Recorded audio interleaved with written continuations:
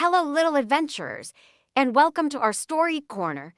Today, we have a very special tale about a very tiny hero with a great big heart. Let's get ready for the Itsy Bitsy ant and the great big climb. Deep in a sunny green meadow, filled with buzzing bees and fluttering butterflies, lived a tiny ant named Itsy. Itsy was smaller than his brothers and sisters, smaller than a ladybug's spot, and even smaller than a tiny pebble. But what he lacked in size, he made up for in spirit. Every morning, he would watch the big tall sunflower at the edge of the meadow.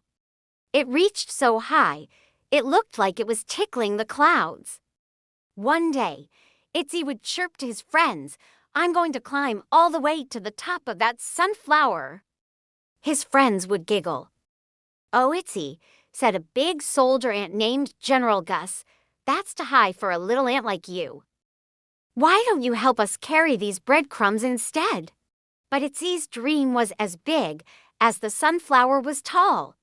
He knew it wouldn't be easy, but he was determined.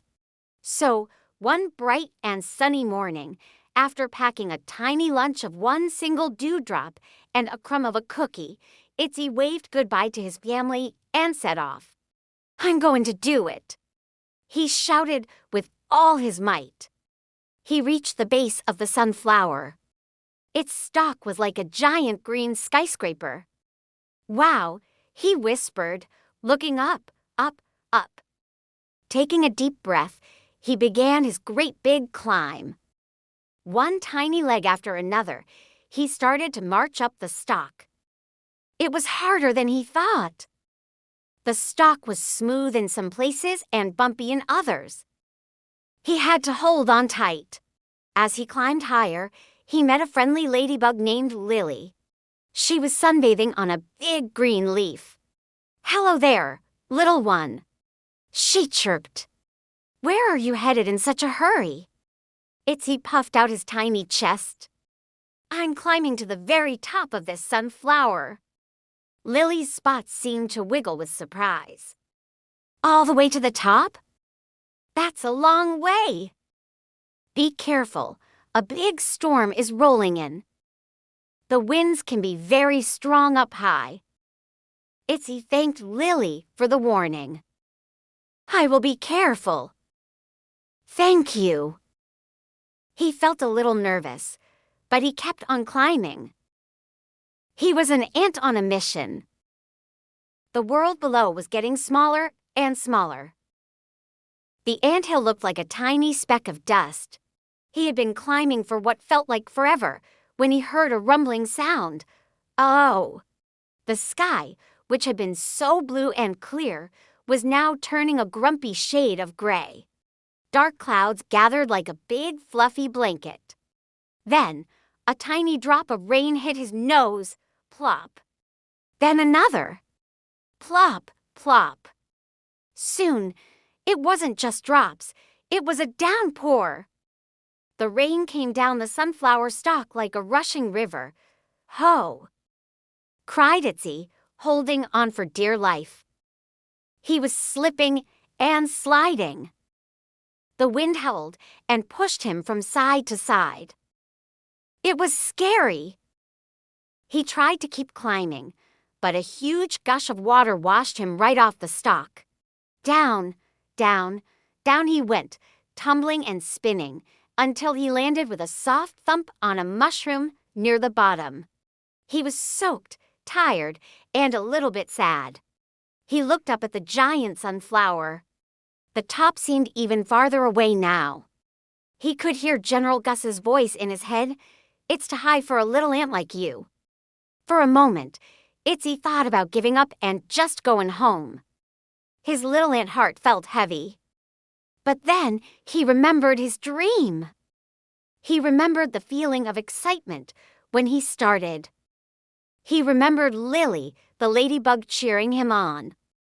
He looked at his tiny legs. They were strong. He looked at his heart. It was brave. Just then, the clouds began to part. A beautiful, bright sunbeam shone down right on Itsy. It warmed his little body and dried his antenna. The rain had stopped. The world smelled fresh and clean. Itsy felt his spirit lift. The sun is out. He cheered. The rain didn't stop me for good. It just gave me a little break.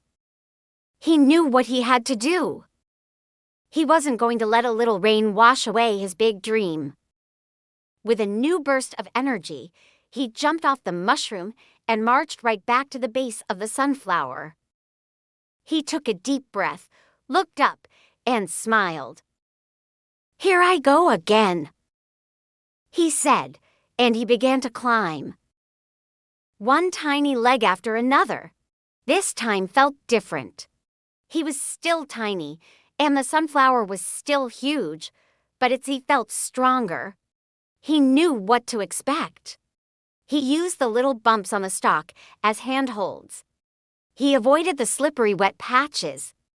He climbed and climbed, past the leaf where he met Lily. She saw him and waved her legs in the air. "You're back! Go, Itsy, go!" Her cheers made him climb even faster. He climbed past fuzzy parts of the stem and around big, unopened buds. The higher he went, the more amazing the view became. He could see the whole meadow, the little streams sparkling in the sun, and all the other flowers looking like colorful dots. It was beautiful. He felt like he was on top of the world. Finally, after so much climbing, he reached it. A giant, golden yellow petal.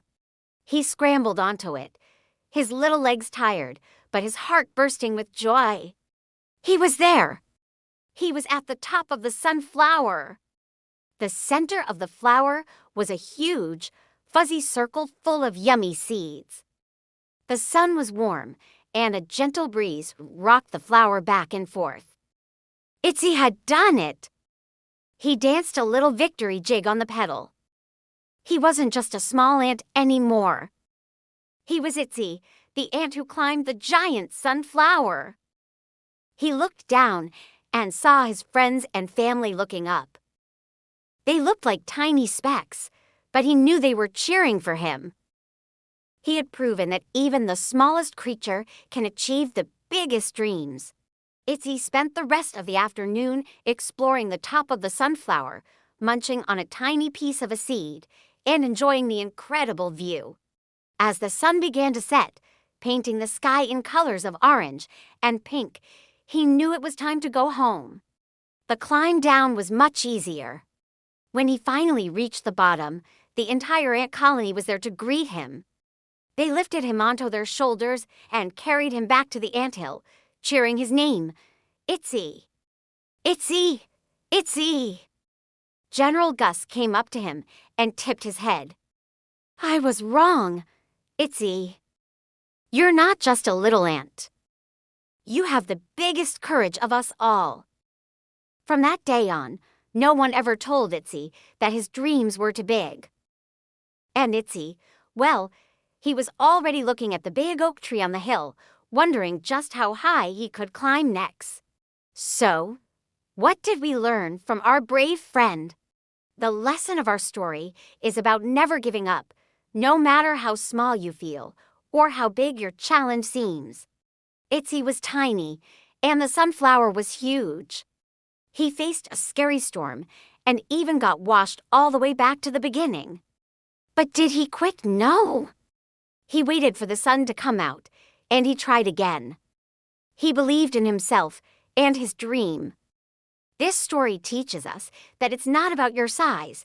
It's about the size of your spirit and your determination.